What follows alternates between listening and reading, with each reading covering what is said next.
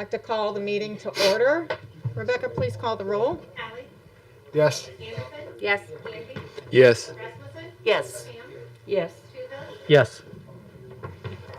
Great, thank you. Are there any changes to the agenda? If not, let's go on to the consent agenda. Approval of the minutes of the December 14th, 2020 council meeting. Approval of December 22nd, 2020 special payroll in the amount of $6,098. Approval of December 25th, 2020 payroll in the amount of $123,657. Approval of January 8th, 2021 payroll in the amount of $132,219.63. Approval of USDA Step 1 debt in the amount of $12,975. Approval of USDA wastewater treatment debt in the amount of $77,295. Approval of the November finance report. Resolution authoring funds transfers. Acceptance of the Beautification Commission minutes. Acceptance of the Diversity, Equity, Inclusion Committee minutes. Acceptance of the Personnel Committee minutes from December 16th and December 21st. Approval of liquor licenses for Arandis Mexican Restaurant, University Amico. Approval of total claims in the amount of $716,223.30. Claims over $75,000 are for Maxwell Construction in the amount of $259,294.52, and PKG Contracting in the amount of $121,974.57. Is there a motion to approve? A move to approve consent agenda. Okay, great. Second. Okay, Discussion? right. Oh, sorry. Go ahead. Well, it's been moved by Gandy, second by Toohill. Is there any discussion? Sorry. Thank you. That's right. The special payroll, if the city administrator could maybe give us a little background on that. I'm not sure what that is. The special payroll is usually for uniform allowances and equipment allowances that all of our streets, water, sewer, and police departments, and I think fire gets that also. Thank you. You're welcome. I have one point as well. I noticed in the Diversity, Equity, and Inclusion Committee minutes, they now have co-chairs. And if somebody could please alert those co-chairs, they need to supply their meeting notices. They can't do it on a weekend since the city offices are closed.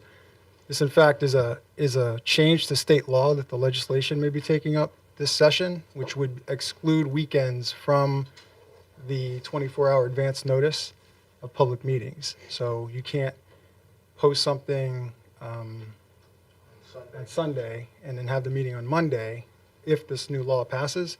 That's how we work, because the only people who can post these public notices only work Monday through Friday. So they need to provide those, say, by noon Friday in order to get posted if they're having a Sunday meeting, which I think is when they typically like to meet. They have been meeting on Sunday evenings, I believe, generally, so. Yeah. Okay. Thank you for that, Michael.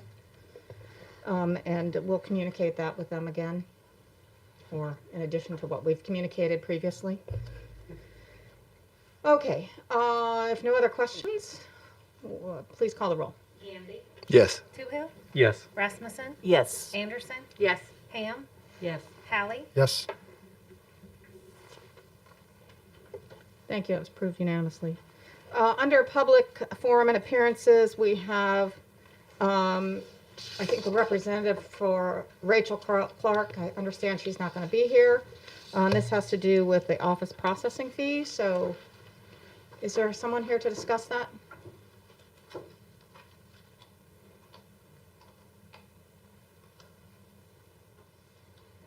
No? Okay. I thought we did have somebody. Okay. Do we need to do anything with that? She has a From your view? request to waive the processing fees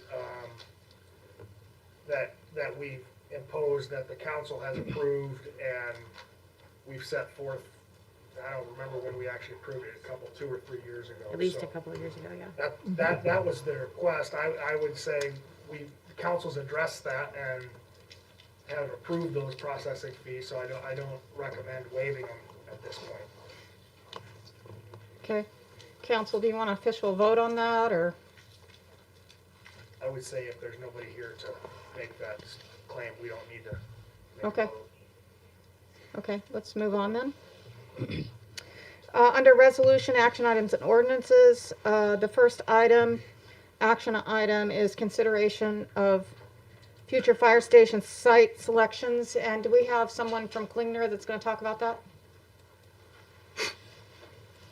Good evening, ladies and gentlemen of the City Council. It's a pleasure to see you again. Happy New Year.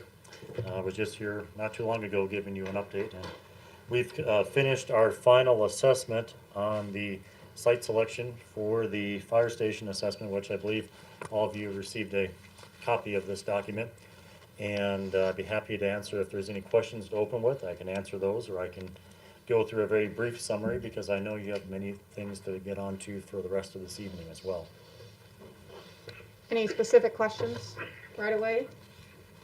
I have a question. I noticed that your report on the former DOT site said there were issues with both buildings to be used for fire department.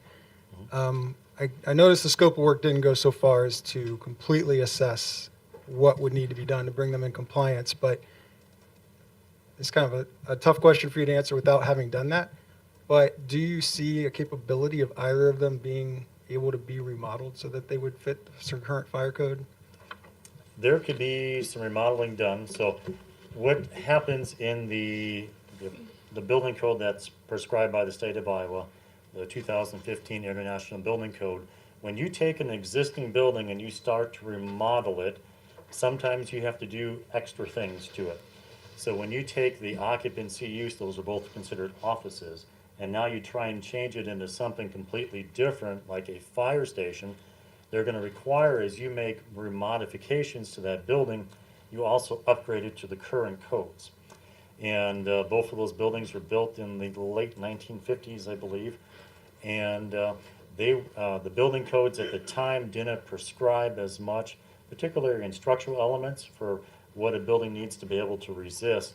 Ever since the Joplin, Missouri tornado event that happened down in Missouri and how that impacted a town, the building codes have looked at that and other tornadic events and said, we need to make sure our critical infrastructure buildings such as fire stations, police stations, hospitals are designed in such a way where they can take a force of nature and be able to withstand, high winds, seismic activity, which even in the Midwest, there is a little bit of seismic activity, and other types of events like that, and to be able to survive.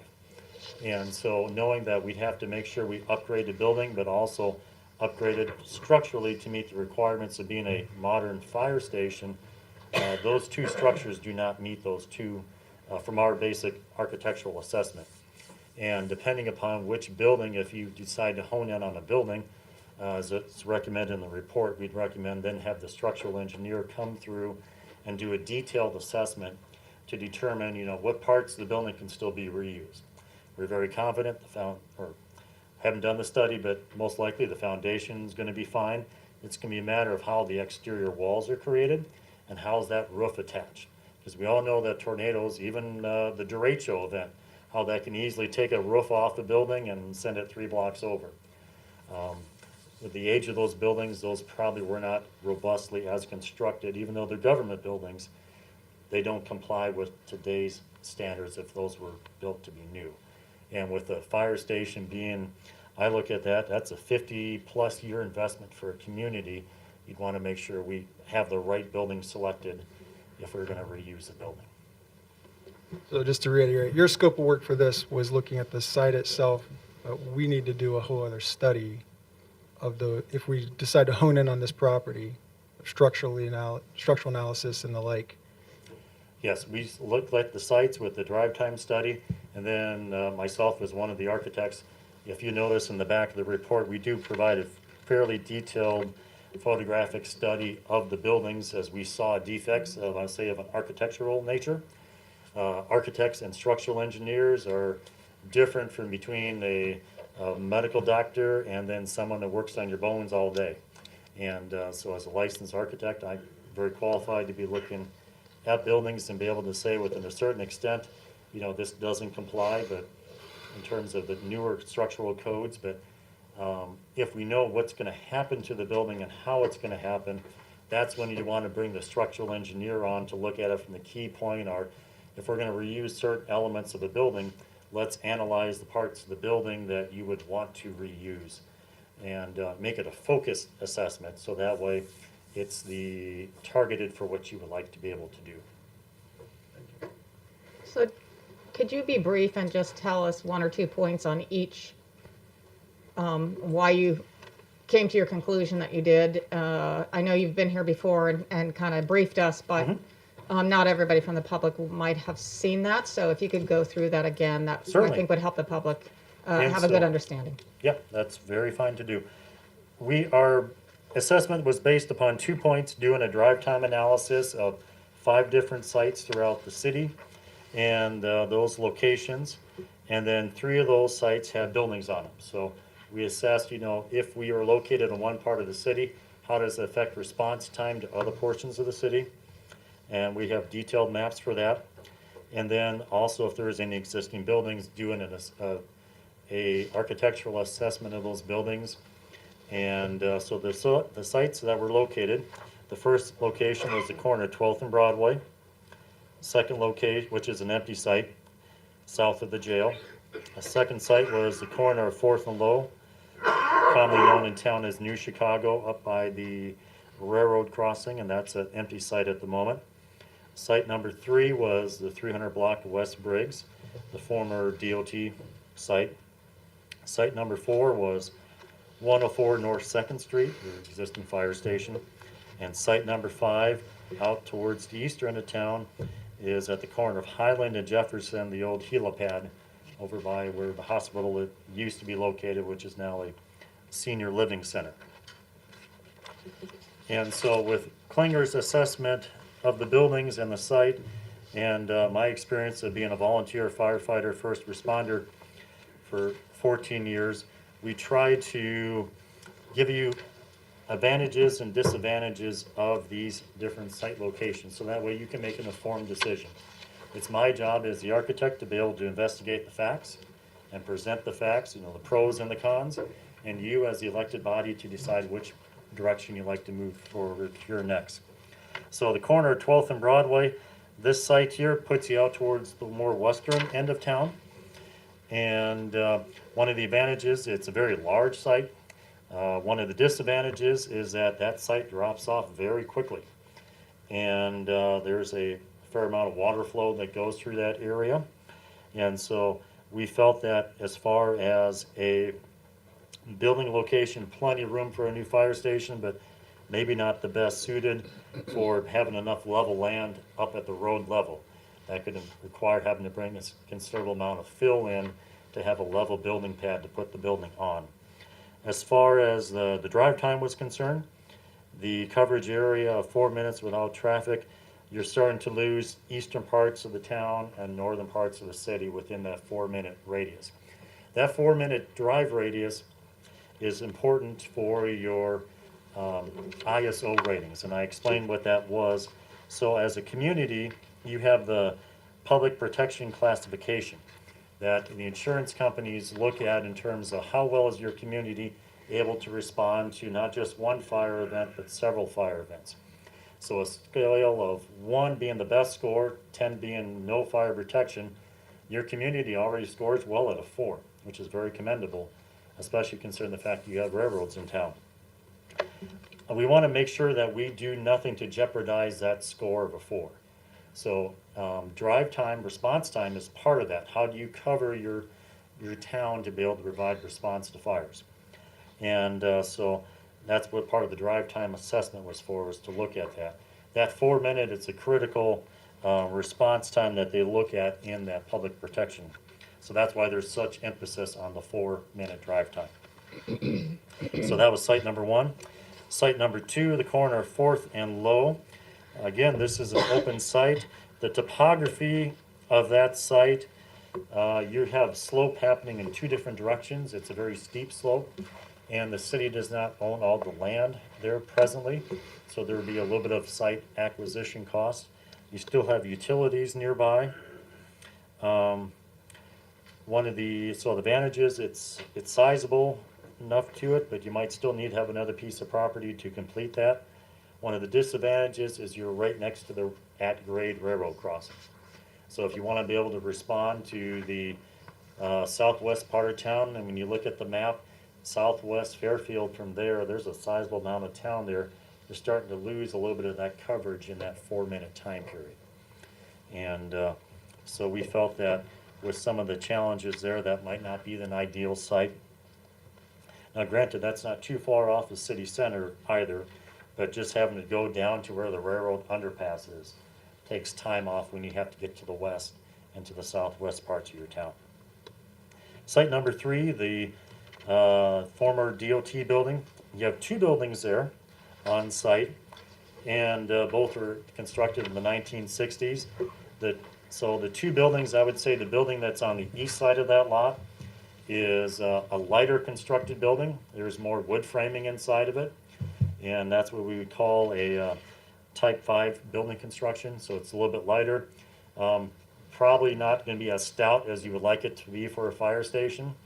Again, we can make upgrades to any existing building to make it feasible to meet the modern day requirements, but the feasibility comes in how much money do we want to invest in an existing structure to make it able to meet the codes.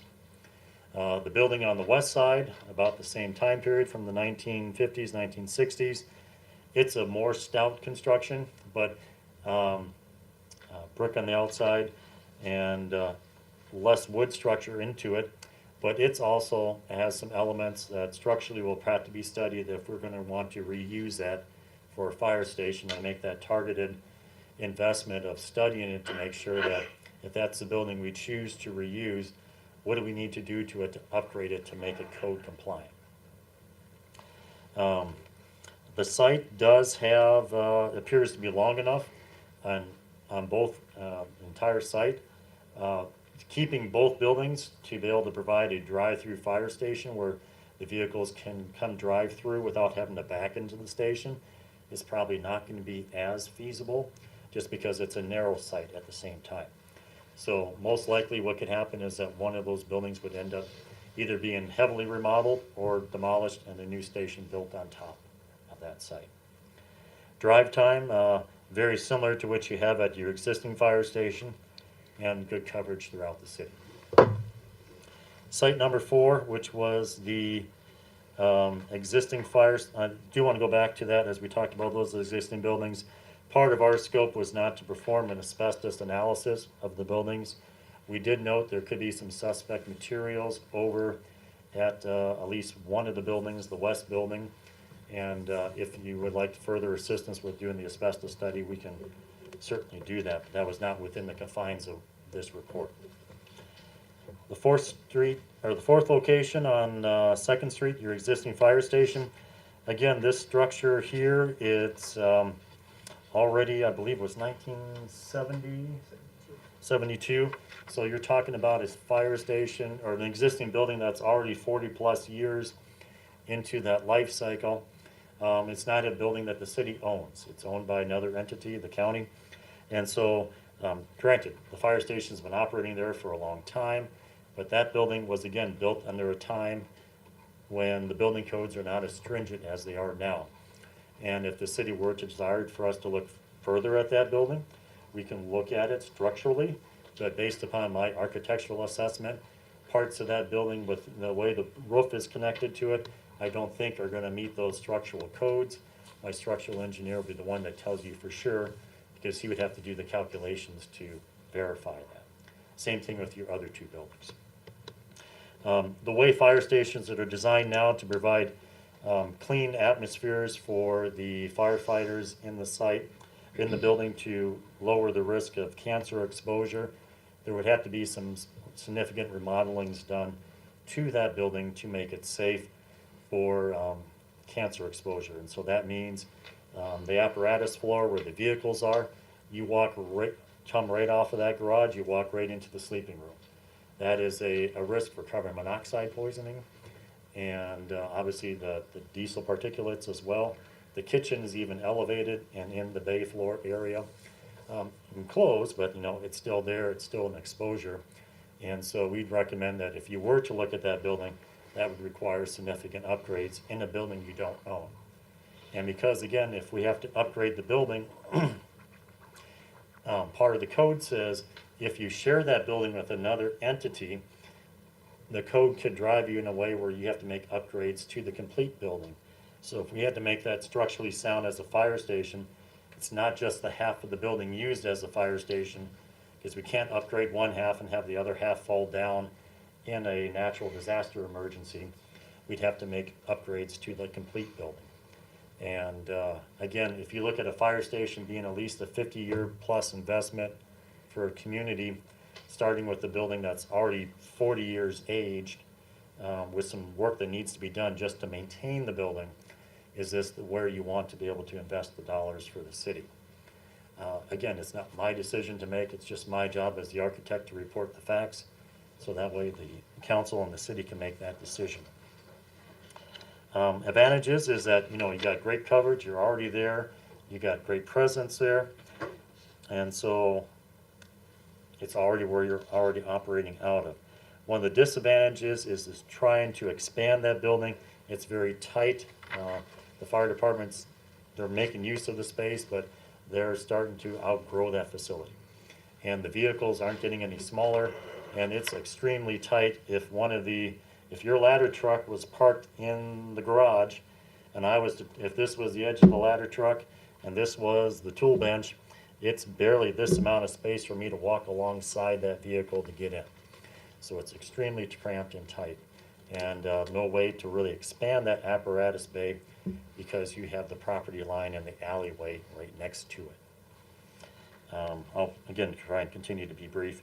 There's also some existing defects in terms of fire separation between the two occupancies that don't exist right now.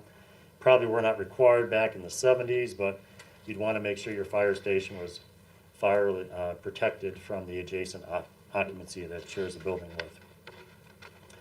Going on to the last site, over at the helipad on the corner of Highland and Jefferson, you know, advantage is it's an open site, utilities are readily available, but by moving that farther to the east, you provide great coverage for the east side, but then the western parts of the city start to drop off in that 4-minute coverage zone. A lot of topography there at the site. That could be a challenge for being able to get the fire station to fit. It's a very small site. It's the smallest of all the sites we've looked at, I believe, or at least one of the smallest. And with the fire station being located across a senior center, we've noted in our report we didn't feel that would be the appropriate location because when the vehicles need to go out to respond, they need to have their lights and sirens going. And for a senior building across the street, that might not be the most ideal location for that. So that's the kind of the very brief summary. I apologize if I went a little bit longer than you were hoping, but I'd be happy to answer any questions that you might have. Yes, sir. Just curious, I know you don't do the ISO ratings or anything like that, but in your opinion, is the only one that doesn't negatively affect it the DOT building or the current site? Those are from what I can gather. Now, perhaps when you think about it, the corner of 4th and Low, New Chicago, that's the local term for the site, I guess. Right. Really, that's not too far over. You know, it's almost mirrored of where the DOT site is. I don't see that negatively impacting, but you have a much larger portion of the city that's located to the southwest. Right. Than you do because you could say, okay, well, how does the DOT site affect response to the northwest? Because they still have to go to that underpass to get to the northwest part, but you got significantly less amount of city up there in the northwest, and it doesn't reach out as far as it does in the southeast. And so when you look at the coverage maps, it's minute differences, but there still are differences. And since the organization that goes through the ISO rating is its own independent organization, I would suggest, as it's recommended here in the report, to coordinate with them to say, we're looking at these site assessments. We want to make sure that we make a decision that maintains that level 4 rating, which is a good rating, because having a good rating provides a return investment to the property owners of the community. So if I own a business or I own a home and I'm in a community with a good ISO rating, insurance companies will say, oh, there's less risk involved here, and they'll pass on savings to the property owners. Depending upon if you wanted to, and I explained a little bit how the scoring is done, there's some things that Fairfield could potentially do, both within how the fire station could be designed or how the fire station is organized, or even within the fire department, that could improve your ISO rating to maybe perhaps get to a 3. I don't know the exact status of what the scoring is for the community at the moment, but that would be something, if we decide to move forward with the site, we could start to look at that and hone that in so we can perhaps be able to, because the city would make an investment in either way in a facility, and if the facility can do something to return some benefit to the property owners who pay taxes, I think that could be a very fine thing. If that answers your question. Absolutely, yeah. Thank you. Thank you. So ultimately, in your summary, you basically say the old DOT site is, you think, the most workable site. I would say, and to add on to that, in my opinion, if you wholly own the building where the existing fire station is, then I would say there's opportunities to fix that building up, but it's a building you don't own, and how can you work those types of improvements when you don't own the building? There's some complexity. Not saying it can't be done there, but you're definitely landlocked for about as much as you can to put into that building. The vehicles have to back into that site to get into the garages. It's much safer for the building and the vehicles if it's a drive-through application rather than having to back in. And so those are all noted here in the assessment as well. Great, thank you. Any comments, Aaron, from your side? Nope. Okay.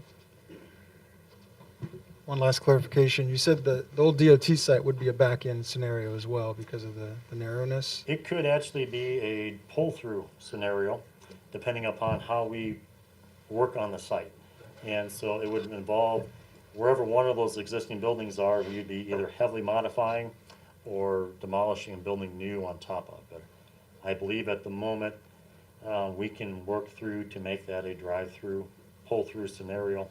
You can imagine, you know, in the station right now where you have, I believe it's 3 bays on each side, Chief?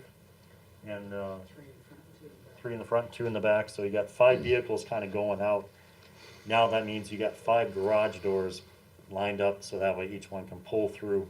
You got some other equipment that would need to be stored, but so that makes that building a little bit longer when you start to look at that. There's some topography change at the DOT site that we note. The alleyway in back is higher than the street level up on Briggs Street. Yeah. Yes, Briggs. And but I think there's some ways we can look at that and to be able to address it. And it's a matter of the programmatic element of, you know, you tell us what you would like to have, and we'll try and be able to work that into the design phase. But right now, I think it's going to be possible depending upon how we want to configure that. All right. Any other additional questions? Oh, Scott. On the ISO rating, I just wanted to clarify. Oh, can you go to the, Okay. oh, by the mic, sorry. Social distancing. Yes. With the, when I took over in 2012, we were classified as a 6. We got rated again within my first year, and we went to a 5, and then they rate you every 5 years. So we've had another rating since then, which took us to a 4. And at that time, they told us a lot of the, what helped us significantly getting to us from a 6 to a 5 was the water system that the city had upgraded, and our water that's available to us is much better than it was before. But going forward, when we do get to the point of construction of the new station, one of the things that will get us much closer to a 3, it will be a training center or a training tower in the station that we build. We currently have what we call a hose tower in the one that we have, where we take our hose when it's you know, after a fire, it's wet, we've got to hang it to dry after we wash it. It's that same concept, except it's going to be about twice as wide. so we can still use it as a hose tower, but at the same time, we can use it for search and rescue, high-rise training and stuff like that. So that, and then our officers that we have, obviously, besides myself, everyone's part-time, but they said to get your officers to go to get certified as company officers, between that and that training tower that we get, will probably get us to a 3 in itself. So Atumwa with a full-time fire department with 2 fire stations is classified as a 3. So we're really close to being, at that level, and that's obviously our goal. So Chief, the Yep. DOT location would easily allow you to at least upgrade the training tower? What's that? The DOT location, would it be, it'd The be training easy, tower- yeah, it'd be the easy training- to upgrade that? Well, that's gonna be in the new bay floor. That'll be in that new bay area that we do. But there's enough, that's there's gonna enough be- space for that? Yeah, Okay. yep, absolutely. Yep. All right, any other questions? Okay, so I think the objective here is to choose a site so that additional planning can be made when we're ready to go. Melanie? So the next steps after a site is selected is, staff would like to continue to work with Klingner, and we would bring a contract to the city council. But we would be working towards like a 10 to maybe 20% design, getting a very solid cost estimate that we can work towards funding alternatives. Also enough of a floor plan, for lack of a better term, some pretty pictures that we can use for grant applications, as well as being able to show the public some non-technical drawings, to be able to show what we're doing here. So we wouldn't jump right into a full design bid package. We would be doing the structural analysis that he talked about, and getting a more solid cost estimate is going to be the biggest outcome of that next phase, so that we can work on funding and any bonding or referendum if that would be needed. And have we looked at that as far as debt levy and all that stuff? Is that kind of, have we Yes. Yeah, included that in there we- for future planning? Yep. You've looked at that? We've been working on that. We've got some other possibilities that would allow us to not even use debt service, but we've got to work through quite a few different things and get a few more answers ironed out before we can really give council a better idea of the plan going forward. Thank you. Okay, council, what's your pleasure? I would move that the city accept location or proposed location 3, the former DOT site, as the site for the new fire station. I have one question, and not to convolute it any more than it is, but the present site, since we don't own it, if we were to own it, would it, in theory, end up being a better location if we own the entire property? I mean, is a land swap? The problem with the current building is we have no real way of expanding our bay space without tearing down a lot of that building. Whereas So what's east of that building? the, The street. The street is. I mean, west. to the I'm sorry, south is west an of the alley, building. which has infrastructure underneath it. Do we own the lot west of the building? The To the one, west, no, no, the one No. on, the one on the Third church is, owns the The parking church lot owns that. there. Yeah. Yeah. Okay. but to your point, I say, don't we own Tom. the part closest to the station? we own the paved part. Oh, sorry. I'm sorry, the county, Right. county Right. is the lot, yeah. Belongs with the building, I guess is what I Yeah. meant. But rather than choosing a site tonight, we could just accept their report and let staff continue to fine tune it. That way, we're not excluding. I mean, the report says the DOT site, but I'm kind of curious too. I gotta say, if we could buy it, Or we could swap. That's what I mean. We do a The land DOT. swap with oh them yeah, and give swap, them yeah. DOT. Yeah. And Give then them that- property in the existing building. It just, yeah, it just gives us more options at this point when we're still looking at things. Because my understanding is they're saying the main reason of not recommending the existing site is mostly because we don't own it, secondarily because you're landlocked, but it's worth exploring that option of a swap or something where we could get the county to sell it to us. And you talked about utilities under the alley. Are there also utilities under the parking lot to the north? Do you know, Scott? Are there utilities under that parking lot? Utilities in the alley to the south and utilities behind to the west. To the west? Okay. There's fiber optic line along with sewer. So down the alley? Okay. Which we wouldn't be We wouldn't be going able to, into anyway. to blow out into the alley anyway. The The s- parking lot, So Paul, would you consider amending your motion no, to the north. to accepting the report? I'd like to hear from the fire chief, his opinion, understanding that as a potential option. Say that again? Your opinion as to propose further research into possibly swapping, is that the idea?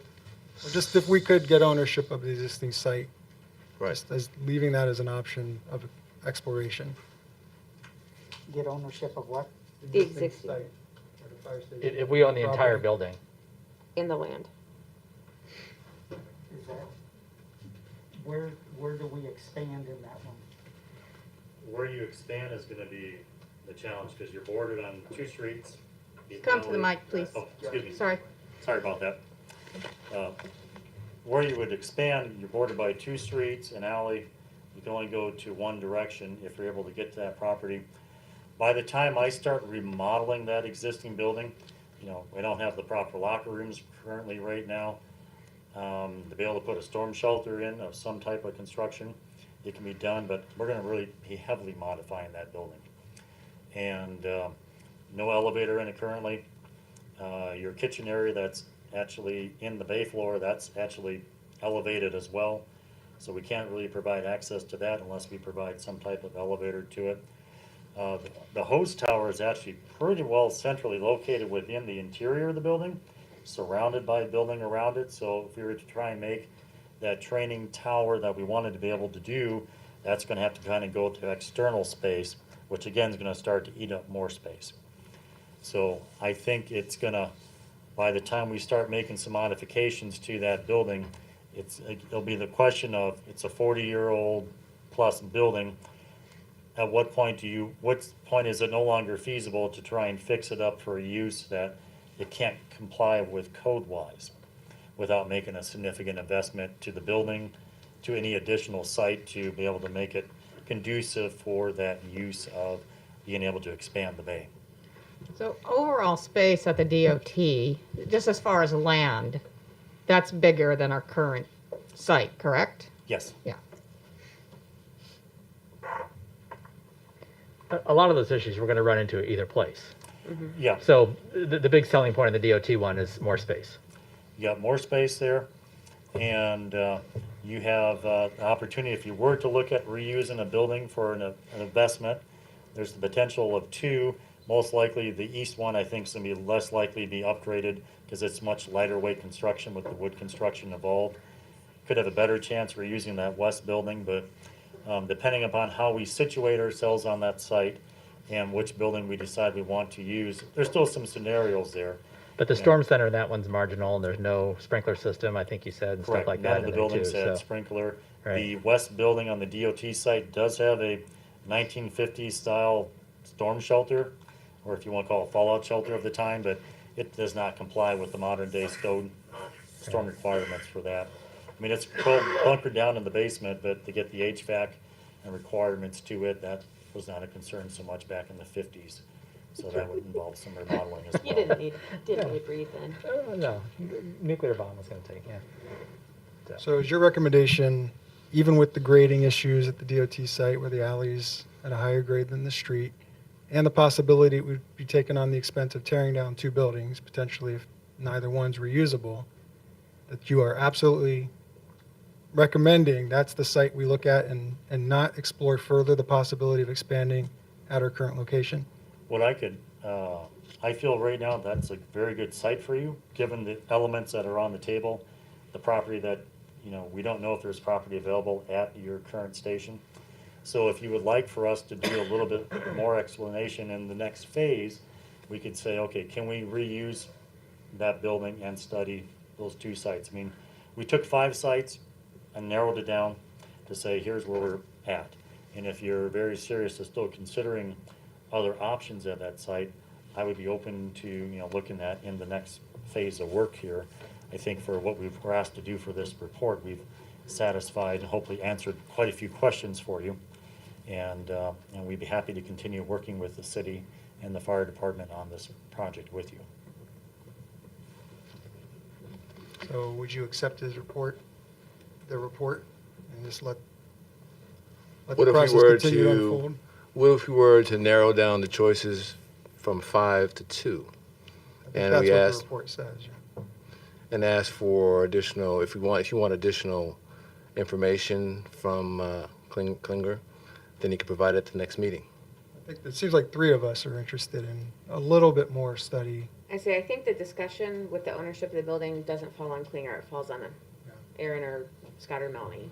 But in order to be able to explore that, we've got to even see if it's an option. Oh, okay, so what are you asking? Well, Just to accept the report and their recommendation, but not take action on it till we see if I forget what site number the existing station is, but see if that's an option to acquire the property. Or swap, or trade, or whatever, with the current owners. So by accepting the report, we'd still have all 5 options on the table, is that We're just correct? accepting their recommendation Right. of the DOT site. And all 5 options would be on the table, right? Am I wrong? You could make a motion to Narrow it down further, to 2. to further explore 2 options. If you're comfortable, I mean, I think that's kind of what we're all looking at anyway. I don't think any of us are interested in considering any of the other 3 after that. I would do that, yeah. I would amend my motion to narrow I don't know how the language would be, but to narrow down our options to 2, being site proposed location 3, is that right? The former DOT site, and what's the other site then? The current. The current location. Yeah. Okay, so the motion is to accept the report and narrow the options to our current location and the DOT site. If I may ask a question, so if you were to look at that, I would recommend that we go look into that further structural investigation, that, what would be required on a structural level to look at, since we now narrowed it down here, what's going to be required to be code compliant. So we can be looking at that together in that next phase if we're going to be, so we'd be providing you, I guess, probably 2 feasibility options. If we were to reuse the existing site, what would that require in additional land and modifications to the building based upon a very defined program of what the city and the fire department would like to have done at that building? Because if we're now looking at the full building, that kind of changes the lens of how we look at that. And then we do the same thing over at the Briggs site, take that study to the next further step in terms of what's feasible, reusing one of those buildings or putting a new building onto the site. And at the existing site, do you ever consider, I don't know what you would do in the interim, but just tearing that down completely and reconstructing that site? That's a very interesting idea. I don't know where the My- fire department would go my in the big meantime. question- Yeah, where would you go in between? Everything that's going on, right, everything we're talking about, I just want to keep moving forward with some plan. I guess my biggest question, if we do something with the existing, how do we function around the construction that's going to happen when we can barely move right now? And I maybe you can't answer that, I know I can't answer that, but that would be one of my biggest questions, is how do we even function with that kind of, Yeah, the would have to be upgrades that are answered, gonna no need. question. Yeah, I would invite council. I had the opportunity to visit the fire station last year, and it's tight. It's tight, so I invite council. If you have the opportunity to take a few minutes, chief will show you around, and you can see what they're having to deal with, which is quite a lot with not much space. Don't eat breakfast before you come. No, I'm just kidding. It's not that bad. Okay, so again, the motion on the floor is to accept the report and narrow the 2 sites down, current and the DOT site. Second. Okay, any other questions? Not, please call the roll. Andy, Yes? Allie, Yes. Toohill, Yes. Pam, Yes. Anderson, Yes. Rasmussen, Yes. Thank you, passed unanimously. Next item is consideration of the 2021 IRS mileage rate of 56 cents per mile. Thank you, by the way. So this is just accepting the rate for 2021. Motion to approve? Second. Moved by Anderson, second by Hallie. Any other questions? Not, please call the roll. Anderson? Yes. Hallie? Yes. Rasmussen? Yes. Toohill? Yes. Ham? Yes. Gandy? Yes. Okay, next item is consideration of tax abatement application for 306 West Briggs. Owner is Tim's Heating and Air Conditioning. Move to approve? Thank you. Moved Second. by Hallie, second by Anderson. Any other questions? Not, please call the roll. Hallie? Yes. Anderson? Yes. Rasmussen? Yes. Ham? Yes. Toohill? Yes. Gandy? Yes. Thank you. Approved unanimously. Next, consideration of tax abatement application for 504 South 3rd Street. Owner Equity Trust, FBO.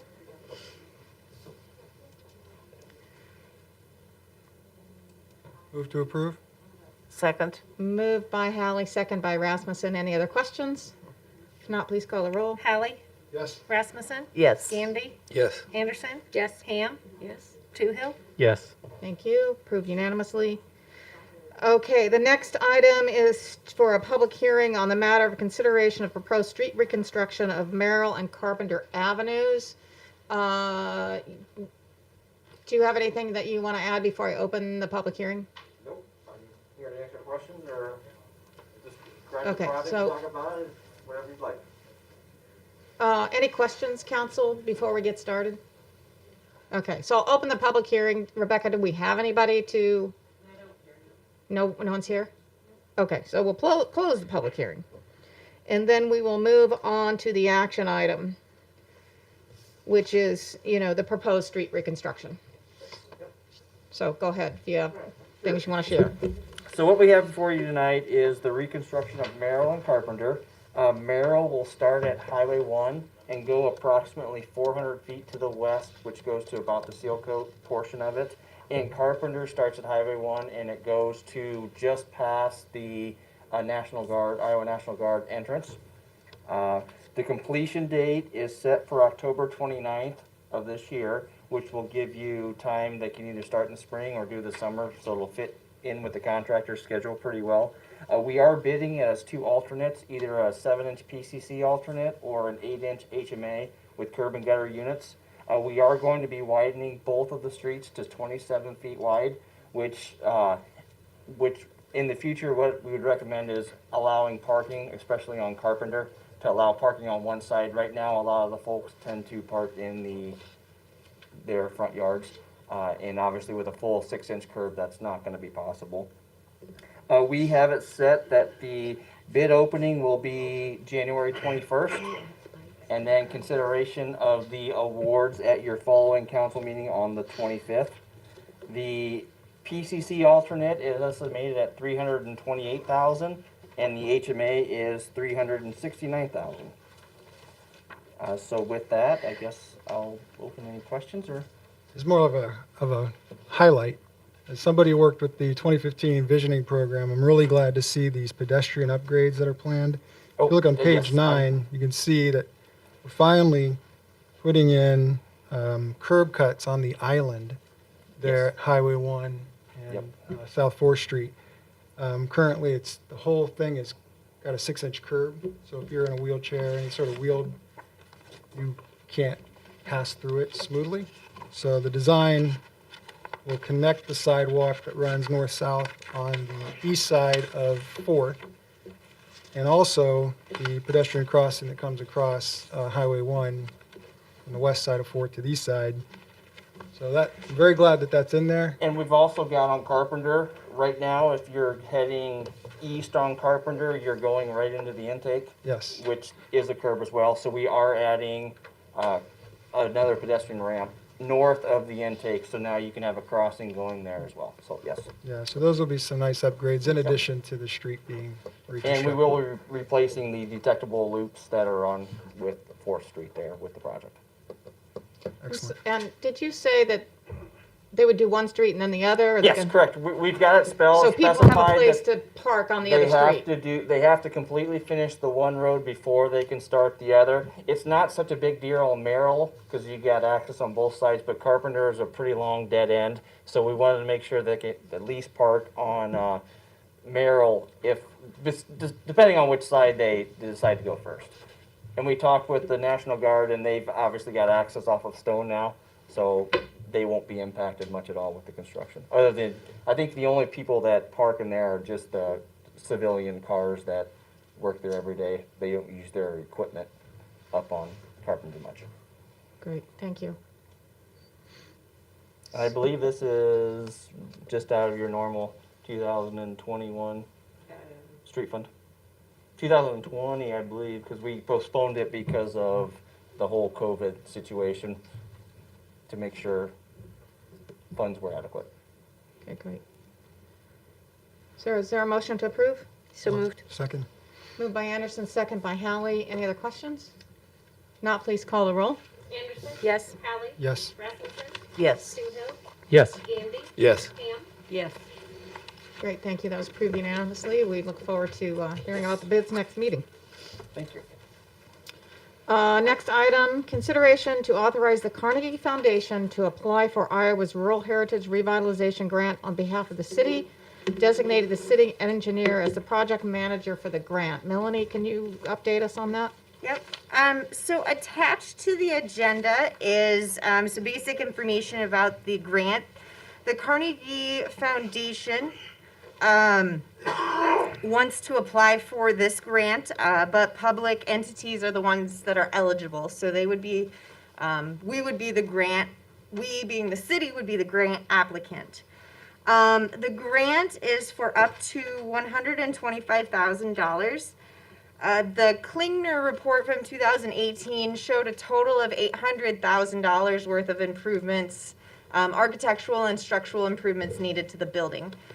So what the foundation and Pathfinders will be working on is breaking out that work into smaller projects so that either another grant can fund the match or the Carnegie Foundation will be funding the match. So the foundation is not asking for any city funds with this. They're just simply asking for approval to apply. Because this is a federal grant, it does require a project manager.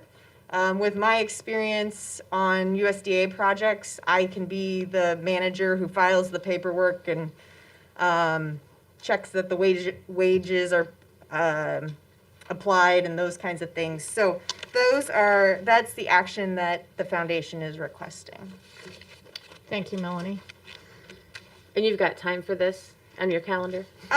So we have, there's 2 years to get the project done, and 2022 might be a better year. No, and I have talked with Pathfinders and the foundation. Depending on the scope of the project and the timing of the project, we may push some of that off onto Pathfinders, or again, depending on the scope of the work, there may need to be an architectural firm involved, and the architectural firm can also be that person. But at the time of the grant application, we have to name someone, so. Great, thank you. Motion to approve. Moved by Anderson, second by Second. Gandy. Any other questions? Not, please call the roll. Anderson? Yes. Gandy? Yes. Ham? Yes. Hallie? Yes. Rasmussen? Yes. Toohill? Yes. Thank you. Approved unanimously. Next action item is consideration of bridge inspections agreement with Calhoun Burns and Associates. We have 3 bridges that need a look at. Yep. So bridge inspection happens every other year, with every 4th year being a little bit lighter of a scope. So this round includes inspection of the culvert on B Street, the Walton Spillway, and now that we are the owner of record of the bridge on Burlington over Crow Creek, that gets added to this list. The contract amount is for $1,500, with $1,150 of that dollars being a lump sum, and then a budget of $350 for the hourly items. So we would recommend approval of the agreement with Calhoun Burns. So moved. Moved by Toohill, Second. second by Gandy. Any other questions? Please call the roll. Toohill? Yes. Gandy? Yes. Ham? Yes. Rasmussen? Yes. Anderson? Yes. Hallie? Yes. Thank you. Approved unanimously. Consideration of easement area renegotiations under ICA 6B.52 for 200 Forest Drive for the Step 2 sanitary sewer project. John? Yes, at the December meeting, we talked about one of our Step 2 individuals that had lost 36 trees and his right to seek reimbursement for that over and above the payment he received for permanent temporary easement. And the council authorized me to extend an offer of $3,600 for 36 trees and $600 for anything to supplement them being planted. He accepted our offer. We had something in the background that we understood it might take more like $5,000 or $6,000, but we all thought that was a good workout, and he did too. So at this point, he sent us back a signed agreement to a letter I sent him the day before Christmas Eve, and that's part of your package, I think. But other than that, we also need a sliver of land from him to supplement the easement that we've previously paid him for. He's been talked to about that, and the city engineers communicated with him, and I've talked with him. I think by the time we get our payment to him on the trees, he will sign our purchase agreement and easement agreement as far as the sliver we also need. And our city engineer has proposed paying him for about 4/100ths of an acre, a sum of $300. My conversations with him twice now have been that he's okay with our $300 proposal. So we'll be bringing that back to you also, but we'll have to get him sat down and go through both the easement and the purchase agreement form that we usually use on these 6B purchases. It'll be a very small addition to the cost that we have on him so far. So the resolution that's in your package tonight is just about going ahead and resolving to pay him the $4,200 to settle the trees. Great. Thank you, John. So you have the letter back from him signed? Yes. Okay, good. I just noticed that in the packet, I see the letter, but I just want to make sure you have it back signed. That's good. Well, in my packet, I do have the second page. That may not have got copied, but I have a second page where he did sign. Okay, that's good. Great, thank you. I promise you he signed. Any other questions? Not, I'd entertain a motion to accept this. Motion to accept? Okay. Second. Moved by Gandy, second by Ham. Any other discussion? If not, please call the roll. Gandy? Yes. Ham? Yes. Toohill? Yes. Hallie? Yes. Anderson? Yes. Rasmussen? Yes. Great, thank you. Next, consideration of engagement letter for legal services pertaining to the Highway 1 widening and roundabout project. So this is asking Lucas Helling to work on the legal paperwork for that. Any questions about that? Motion to approve? Moved by Anderson, Second. second by Toohill. Any other discussion? Not, please call the roll. Anderson? Yes. Toohill? Yes. Rasmussen? Yes. Ham? Yes. Gandy? Yes. Hallie? Yes. Thank you. The next is the second reading of Ordinance 1195. This has to do with the Lincoln Court down there, adding area to the ground for the TIF area. Is anyone, I assume there's no one out there that wants to talk about that. Any other questions from council on this? Okay, so take a motion for the second reading.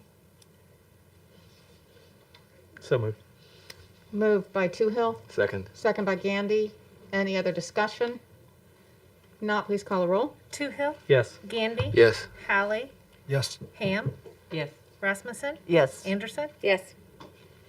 Thank you. Approved unanimously. The next ordinance is the first reading. Consideration of amendment to Fairfield Municipal Codes 20.08 and 20.34 General and Manufacturing Home Residence District. Michael or Melanie, one of you going to talk about that? So this ordinance came from planning and zoning, and it was also seen by the Economic Development Committee. I'll just go through each section real briefly to go over what we are proposing changes. In section 2 of the ordinance, that clarifies some language related to manufacturer and modular homes. Those are standard definitions used in other communities. Section 3 changes the title from general and manufacturer's home residence district to high density residence district. This correlates to the future land use title for that area. And in the goals of the Economic Development Committee for this area kind of justifies that change as far as trying to increase residential development in the area. Section 4 talks about changes the lot area. Paragraph 1 has a single-family dwelling at 6,250 feet. That there's no change to that part. What we do change is the two-family attached dwelling, taking it from 8,580 square feet to 6,250 square feet, meaning that on a single lot out in the R5 district, which is kind of southwest of Hy-Vee, a single lot could put a single-family home or a duplex. Then what paragraph 3 states is that a triplex would need a lot and a half, and a fourplex would need 2 lots. This puts that area at a price point that is beneficial to development in the area. I'm going to make one point real quick to go along with that. The 6,250 square feet is the size of 90% of the lots in that area. So it was odd that the former code didn't use increments of that for the duplexes and the triplexes, but that's why we amended it to use that number, because that's the size of almost all the lots in the R5 district. Section 5 of the proposed ordinance is kind of a major change, but and it's something that we're looking at applying to the rest of the community. We don't mind this being our trial run. But right now our code states that for corner lots, both street sides are front yards. And that means that there's a 30-foot setback. That essentially makes corner lots unbuildable. So what we've proposed here is that the longer side may be considered a side yard. Now, if the front door is facing the longer side, that still makes it the front yard and has to meet the 30 foot. But if someone would face the house on the narrower side, your 30-foot front yard is on the narrow side, and then you have your side yard of, I think in R5 it's 6 feet. So it allows more options and opens up corner lots for development. Section 6 changes the minimum square footage of each dwelling. Previously, it said that stick-built homes had a 750 square foot minimum area, whereas mobile homes were 720 square foot. The committee didn't really see the need for those differences, so they're saying that all one-story single-family dwellings are a minimum of 720 square feet. Paragraph B, there's no changes to that one. And then paragraph 2 is not listed in this because there is no change to that. Then you have paragraph 3 that starts with any frame type and or double wide manufactured home constructed on a lot shall be a minimum of 24 feet in width, exclusive of open porches and steps. In other parts of the code, that says exclusive of garages, open porches, and steps. So we're requesting taking that part out. Again, because the R5 is designed to be more of a dense construction and the lots are smaller, by allowing the garages to be included in that 24-foot width, it opens up more floor plans and options to developers, particularly if you're doing a duplex. It can give you more options is the biggest part. And I just want to add, that really is what inspired Economic Development Committee to start looking at this is we had a gentleman who's a developer and owns a number of lots in this district who has plans for, they're not tiny homes, they're just smaller footprint homes that would be really great additions to this area. But the width without the attached garage didn't meet the 24-foot minimum. So again, Economic Development Committee is trying to remove barriers to development that are in the city code, and we feel like this is a good one. But that's really what instigated this whole thing, and everything else that we changed was just things like the odd 720 and 750 square feet, those kind of fixes. But that was really the crux of it, to help this developer and any other developers who want to build something that is a beautiful home. It just doesn't meet that 24-foot width without the garage. We say, well, you can include the garage in it only in this zone because this is such a high density district. And I think we said you can include the garage in the width, but not in the minimum square footage of the home. Correct. And the houses that he was presenting to us were just, they were beautiful. Yeah. That we'd be lucky to have them back in that district. Does that help take or vehicles off of the street parking and things too by having the That's a good garages? point. And Yeah.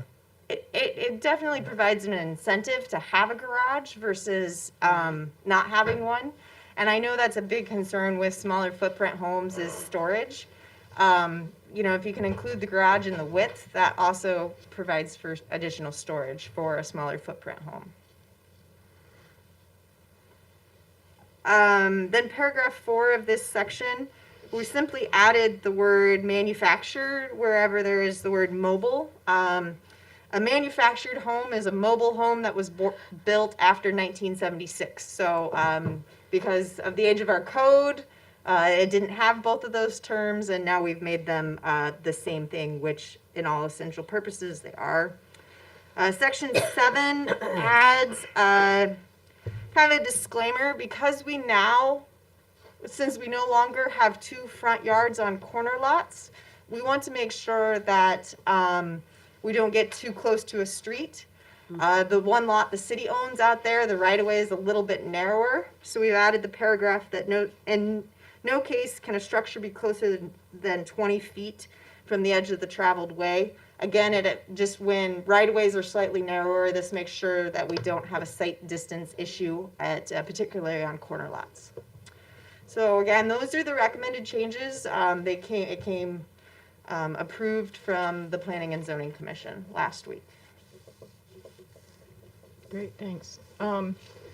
So normally, we would also open a public hearing for this first reading. Is anybody out there? Again, I don't think there probably is. not out here. Okay. So council, I appreciate the work from the Economic Development Committee that put this together and planning and zoning. I think these are really good changes. And we look forward to seeing some action out there, hopefully.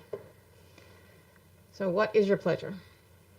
Motion move second to third reading. Okay, moved by Anderson.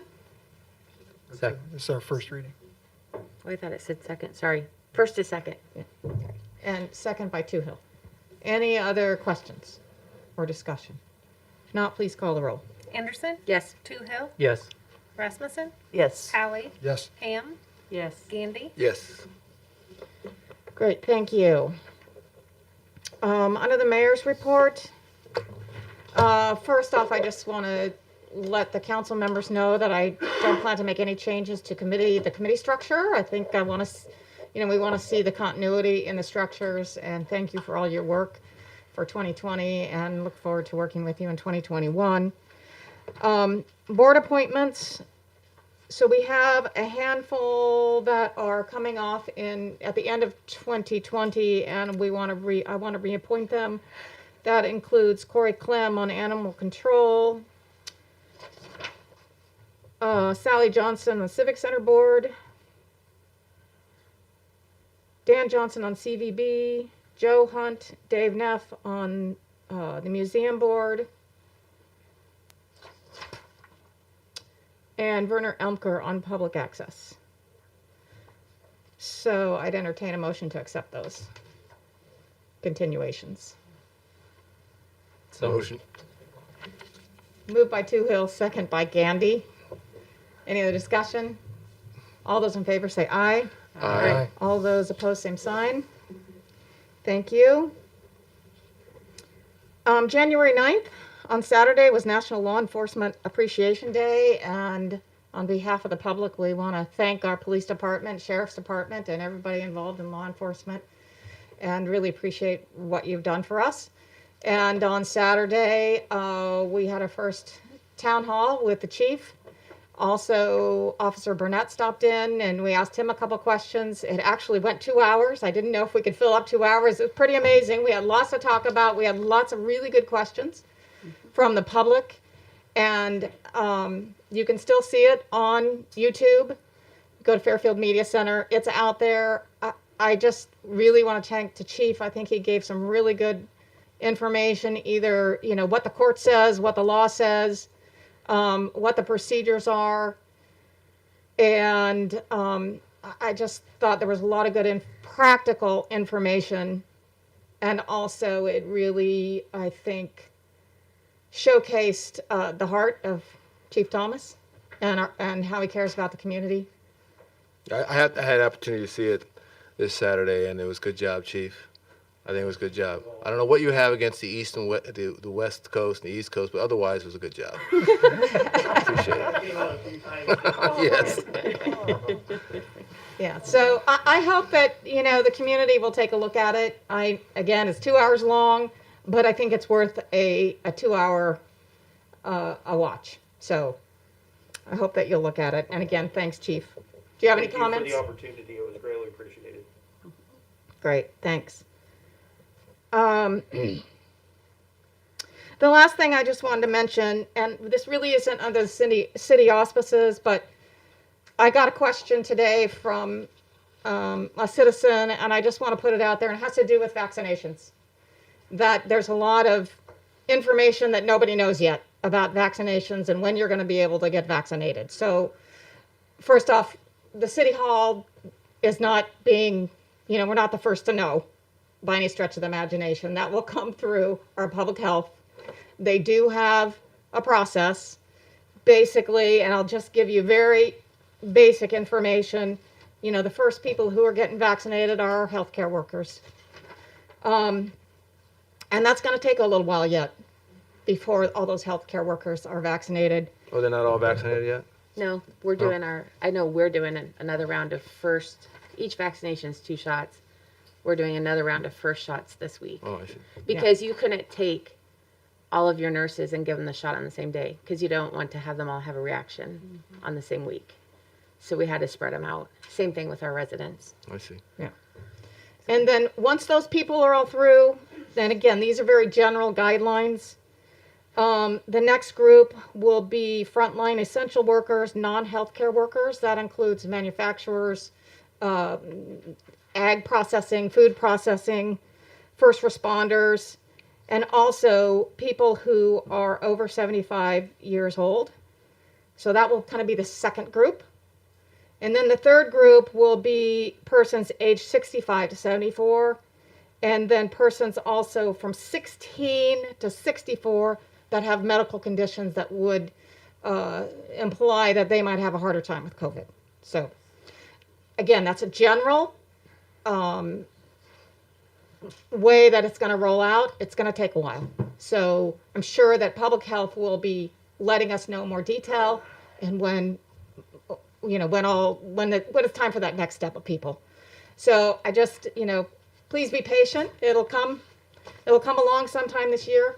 And, but again, the city, even though we might get questions, and I'm sure that public health doesn't want to be inundated with calls as well. So Well, that's useful that you're saying that the first tranche, that is public health workers, yet have to receive all the vaccinations that they're allotted. So we're still in that first Yes. stage. Yes. Okay. And then we have to wait, I think it's 28 days before we get our second Right. booster. And, it also takes time for them to actually get the vaccination to do everybody. So, it's not like, hey, it was all here on Monday and now they got to go do everybody. It's coming, in different stages. So it's going to take a little while. Okay, that's all I have. City Attorney report. John, do you have anything? A couple things. Aaron, are you going to talk about the emergency management thing tomorrow night? Okay, I will step away from that, except that there's something on Zoom that I hope we can all participate in tomorrow night. Okay. Other than that, I just wanted to say I did catch you on YouTube. I second what everybody's saying, and I hope you'll save that. And we have a way of doing that, don't we, Jason? As part of a continuing dialogue with the police. It was excellent PR and much more understandable coming from a police officer than so many other ways it gets presented by other kinds of politicians and so forth. So I think the questions you had and so forth, they were hometown related. We weren't,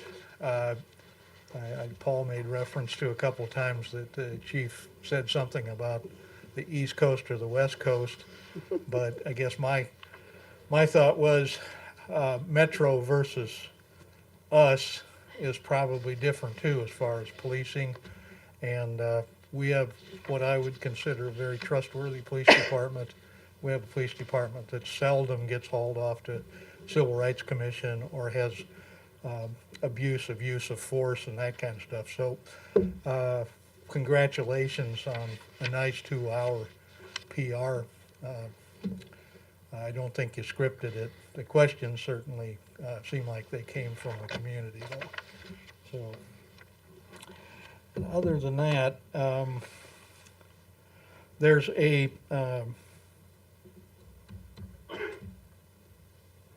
I think I'll leave it alone until I can bring you back a resolution on it next month on the continuing step 2 stuff. Okay? Okay, great. Thank you so much, John. Committee and board reports. Should we do beautification first? Okay. Hi, Sue. So I'm Sue Gale. I'm the Beautification Commission co-chair. Mark is one of our members, and we both came tonight just to share our excitement about what's happening with the Beautification Commission this year. And you all probably have a little bit in front of you, but just to summarize, we like to oversee and coordinate with everything that the rest of the committees, like you've heard this evening, speak about, you know, all the different areas of the community, because ultimately the cherry on the top is the beautification. So we have organized volunteers in several areas, beautifying downtown, the entrances to the town, participate and partner with various beautification projects, and inspire businesses and homeowners to beautify their properties, and do that in partnership, for example, with Scott and what we have as a nuisance committee report, and also the Facebook and Instagram to keep the public aware of what we're doing. The 2020 projects have been Central Park, Main Street Convention Center, as we have been doing the nodes, the garden nodes. We've expanded the number of people who help to volunteer and maintain them, and we coordinate with them. Over 50 nodes, over 30 volunteers. We also had a fall cleanup so far this fiscal year.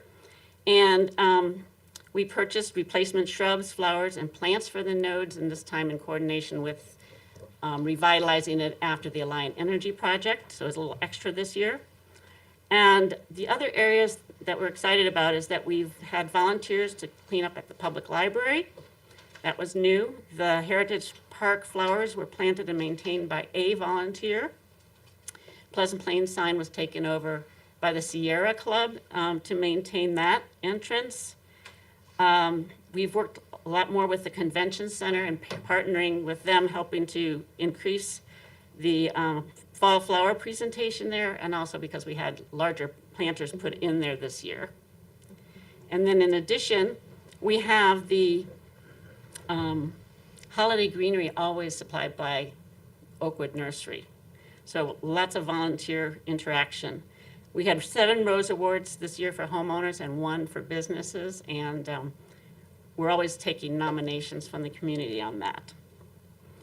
So far for this year, the budget, we're on track with, it's mostly focused on landscaping projects. And then coming in the spring, we expect to have 7 new hanging baskets along Broadway and looking to increase the area of downtown that we can maintain. And that's part of the, process is being able to have the help to keep it up. But now that we've got the larger pots, they don't have to be watered as often. So that's really good. And then Central Park, several landscaping projects that are going to be and are being considered, like with the new picnic tables going in. The rose beds need to be revamped, and we're talking about some lighting around the perimeter of the square. So that's what would be included in the rest of this year's budget, and then the proposed budget for next year. Do you want me to go into that, or will you be taking that at another time? Yeah, well, why don't we just take it up at the committee? I say that would go to Don't you Ways and think? Means. Yeah, it'll go to Ways and Means. Okay, They can see it here, and of course, they can ask you questions offline, so to speak. great, But it's similar to this year's, so. yes. Great, well, we really appreciate all the work that you do, and really makes a big difference for our community. Thank you so much. You're welcome. Thanks for having us. Any questions, council? Okay, great. Thank you so much, Sue and Mark. Thanks for coming, being patient. Good night. Your time was up. Thank you. Okay, Aaron. Just an FYI, or actually, a question, we're going to plan on opening the city hall tomorrow to the general public unless any of you have any great concerns or about doing so. We've been closed since the beginning of November, and I think it's time, with the way cases are going, we should probably open up to the general public and be a little bit more accommodating as the time has gone. Sneeze guards will still be up. We're not moving anything that we've got there already. We actually added some more plexiglass to that, Between the stations. between each station. Are you, how are they up front? They're good with that? Yeah, Okay. They're Okay. ready for it? yeah. Any plan to open council meetings officially at this point? It's hard to, we could add general public, sort of. Maybe limit? We could Limit limit numbers? to I just wondered some if you thought numbers about that, if that's you all. would like. I haven't gone down that road of contemplating that. I figured that was Okay. something the council would want to address. If you would like to, we certainly can. I mean, when we have our full staff here in general, we're pretty full for Right. people other than the general public as we're doing it now. So, Yeah. and that I guess that would be a question I would refer back to the council to make a decision on. Is the safety committee meeting anytime soon? Maybe they could just discuss that? Well, I have a Yes. plan, but we're due to meet, so Yeah, we can okay, definitely do that. okay. The last thing, and John hit on it, tomorrow night we're having an Emergency Management Commission meeting. It is on Zoom. I think there was an article in the paper on Friday. We tried to explain our position. The county addressed their position of no, and then there was some questions as to the legality of using the Emergency Management Commission, or Emergency Management Levy. The Emergency Management Levy is a codified levy, so there is no question as to whether or not it's a legal levy. The question is who has the authority to implement it. If we could get the supervisors and the Emergency Management Commission to work together, we wouldn't have any question whatsoever as whether or not there's a problem. However, it looks like there is going to be a problem with this through the supervisors. They're struggling with, these are city employees getting paid through on a county levy, and explaining that to the county or the unincorporated constituents in this county is a problem for them. We're trying to understand that when we're considering that there's well over 60% of the population is in an incorporated community, and this is a county-wide service being provided to everyone in the county, why this would be a problem. So we're probably going to have a discussion tomorrow night. Don't know where it's going to get to. I think most of the incorporated communities understand where we're coming from and why this is important. If you look at the budget that the dispatch center has incurred over the last 30 years, the city has definitely been generous. So we're going to see where it goes, but it's going to be a discussion and probably a disagreement between the county and the city. The commission, who has votes on the commission? On the commission, every mayor, one supervisor, and then the sheriff. And what would carry this particular change? How many votes? Would it be a majority or just? Majority. And so the supervisors have how many votes? Two. Two, and you have how many municipalities? 7? 6 or 7. 6 or 7? Yeah. Now, the problem is the levy is a little bit ambiguous that says who has the authority to implement it, and there's a lawsuit in Mahaska County right now where the supervisors are saying the commission can't implement this without the supervisor's approval. There's a disconnect in the way it was written where emergency management can implement the levy without supervisor's approval. So there's some legal wranglings going on, but it's a legal levy. And if you look at the budget overall, the city has been paying probably $5 to $1 for this. Is that about right? 5 to 1? That's right. Yeah. Over the last 30 years on this budget for a county-wide service. So Surely what we're boiling down to is the representation for the unincorporated. correct, Okay. which is, The supervisor. But this levy is being used in other yep, counties. it's being used in other counties. It's being utilized to pay for this dispatch service. Yeah. John, I- did you I have don't an understand opinion about Chauncey's comment or the legality and this whole idea of the supervisors have to approve it? Well, Aaron and I have had several conversations about this. We think we're in the right. This levy has been around ever since 911 telephone. Emergency service has been around. We've never asked for it in this sense before, but back 30 years ago, 35 years ago, when 911 was getting set up, there weren't some things like 2% allowable growth rules and so forth that tied people down to their tables as far as trying to budget. And so the small towns and the rural residential area, they've had a free ride ever since 911 was around and they started collecting money for this. That was basically 911 funding that you pay on your phone bill and so forth.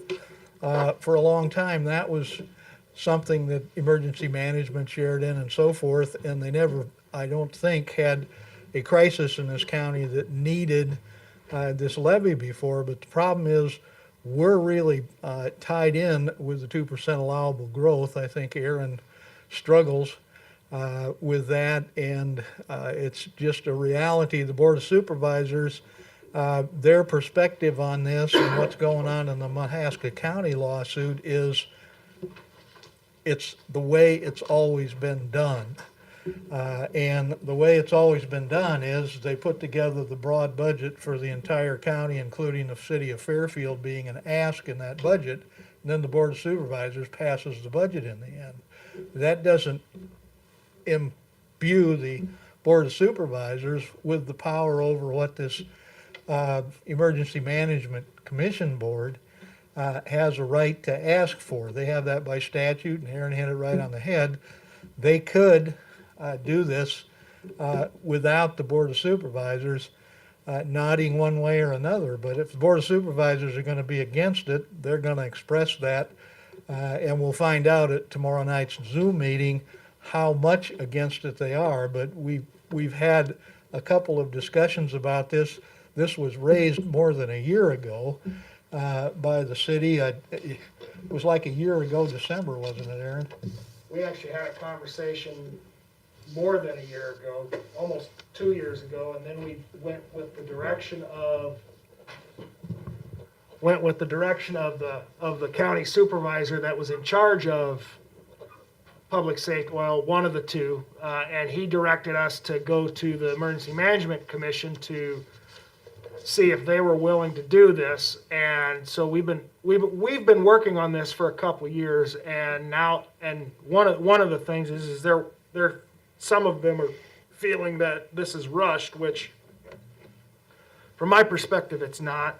We've been communicating. I don't know if it's been completely communicated away from us. So Aaron's using the terminology as far as rushed that has been said to us at a couple of these meetings now.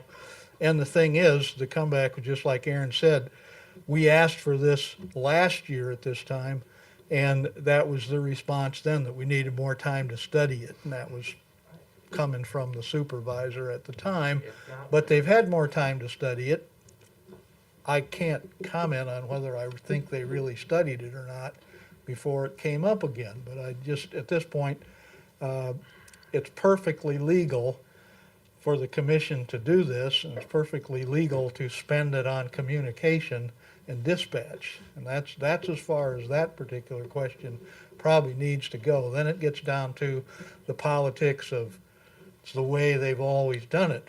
And at that point, whether somebody's willing to either open up to this or figure out that, you know, there's really nothing to have a lawsuit about here. It's something that we've worked well on other things that have levies. We've been going for 25, 30 years now on the emergency service levy for the ambulance service agency. And that's a shared commission, and it's levied, and it's basically the hospital board that asks for the levy. The Board of Supervisors puts it in the big package, though, and it gets collected as part of the county tax every year. And that's the way this should work. Who's moderating the Zoom meeting tomorrow night? Brett Farrell Is Brett moderating? Yeah. Yes. He's not real comfortable with it, so we might have some bugs with it, but yes. Okay. Now, there isn't any reason why all of you I can couldn't definitely participate in the understand Zoom why if he's you wanted. uncomfortable with moderating it, but Yeah, that's gonna be hard. So what is it? Is it a public discussion? Is it a no, special meeting of the supervisors? no, it's a meeting of Emergency Management Management. Commission asking them to implement the levy. I see. And Who's making the ask? We are? the city of Fairfield. Okay. Without a doubt, we are making the ask. making the request. Okay. And you guys are gonna participate via Zoom at home? I don't know what I'll do. I might, well, I'll be here. If I'm on the Zoom, I'll be here. If not, I'll be at the law center. Okay. And you'll be on the call, Mr. Morrissey? I will. Okay. When is it? Tomorrow night at 6. 6. Yes. It's going to be very interesting because I think the supervisors are definitely sort of planning their attack. Right. Their big argument is strictly, why would we levy for city employees? Well, you're not levying for city employees, you're levying for a countywide service. Do we have reports from the law center backing the incoming calls that are outside of city? Well, yeah, 60%-ish of the calls for service are the cities, and we're not which happens to be about the same population for the county. 60% of the city is 60% of the county population. We're not shirking our responsibilities, nor are we asking to shirk our responsibilities. We're just asking for this to be a equitable, shared thing throughout the county, rather than, like I said a little bit ago, the city paying $5 to $1 to the county. Which, of course, if you break it down, the county's budget, who pays 60% of the county's budget? The city of Fairfield.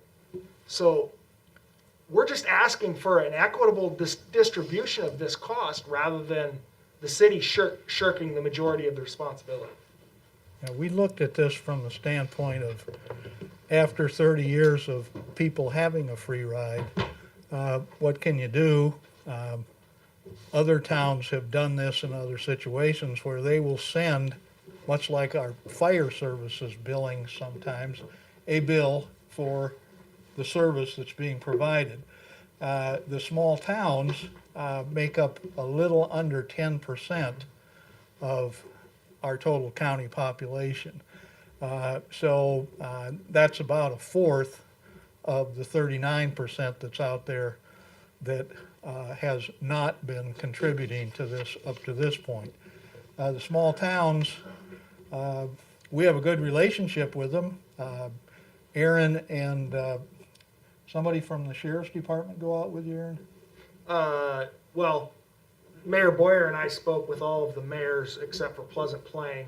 All right. Myself, Lee Dimmitt, and Sheriff Richmond, Chief Deputy Richmond at the time, talked to Pekin about it and kind of gave them gave Packwood the overview, their counsel an overview of what we were asking. We would be within our rights to bill each small community for a share of this. That isn't what we want to do. And we've made it as clear as we can that we really don't want to do that. We just want it to be shared where there is a fund that will allow it to be shared the way it should be. Nobody's getting gypped. Yeah, and the other side to that is we all know with the 810 levy, which is where all of the other municipalities would have to pay for this, we're all strapped in that levy.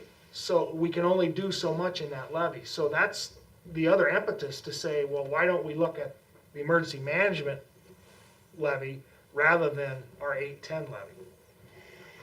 I mean, yeah, if every entity said, no, we'll just pay our share out of the general in their budget, they have that option to do that.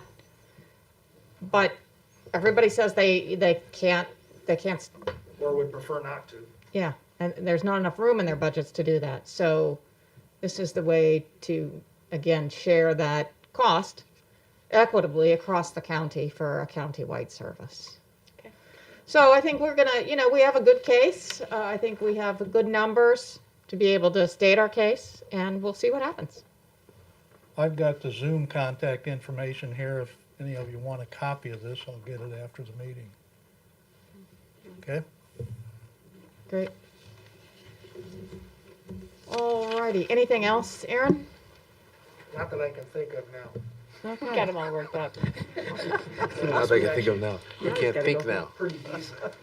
I forgot to Aaron's mention, seeing red. to thank Jason on Saturday. We really appreciate Jason's help, and the Fairfield Media Center for supporting the city, and the Fairfield Arts and Convention Center for letting us use their facility and their sound people. And our new executive director, Lindsay Bauer, was there. She helped monitor the questions that came in on the live stream. Anyway, so I really appreciate everyone's help on that. The last thing I'll say is my email here at City Hall has got a problem, so I apologize if you haven't got a response from me. I sent many emails last week. I don't know if they went anywhere, and I'm not receiving any right now. So please be patient. Hopefully you'll hear from me soon. And anyway, so anything else for the good of the order tonight? Not, I'll take a motion to adjourn. So moved. Moved by Toohill. Second by Ham. All those in favor say aye. Aye. All those opposed, same sign. Meeting adjourned.